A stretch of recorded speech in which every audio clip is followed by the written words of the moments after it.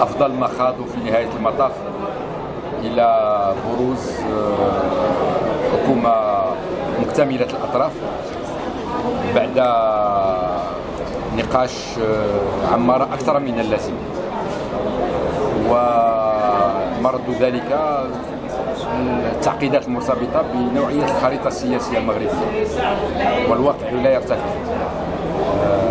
تشكيل حكومة يكون دائما قائما على مجموعة من المقاربات المتقاطعة بين الفرقاء الذين يشكلون الأغلبية، طالما أن البرلمان لا يقوم على أغلبية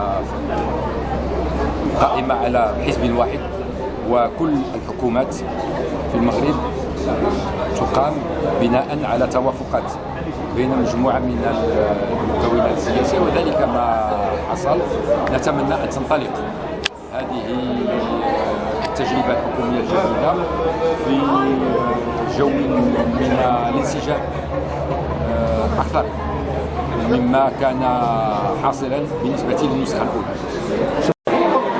يعني التشكيلة الحكومية كتميز بواحد العدد كبير جدا ديال الوزراء، ديال 39، يعني تضخم في العدد ديال الوزراء، ومعلوم من ناحية ديال التشكيل ديال يعني حضور النساء في داخل الحكومة كان واحد النتيجة اللي كانت يعني نتيجة رد الفعل القوي ديال المجتمع المدني وديال المجتمع المغربي بصفة عامة فيما يخص يعني الوضع غير طبيعي ديال المرأة واحدة في الحكومة.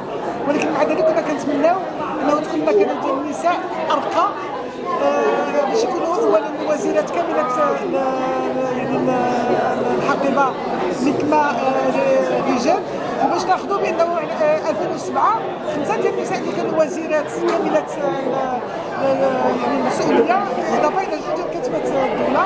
حاليا كاين باقي 2 اللي هما وزيرات، الى جانب 5 اللي هما وزيرات منتدبات.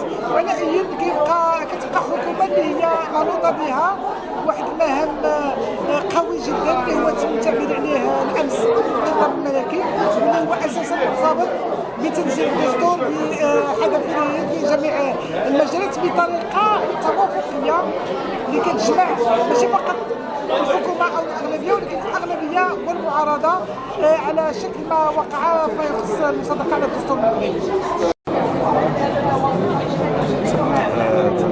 نعرفوا على الارتياح ديالنا لتعيين الحكومه الجديده، نتمنى ان شاء الله تكون الحكومه موفقه في عملها، نتمنى لها كل وزيرات والوزراء التوفيق في مسيرتهم وفي مسؤوليتهم الجديده.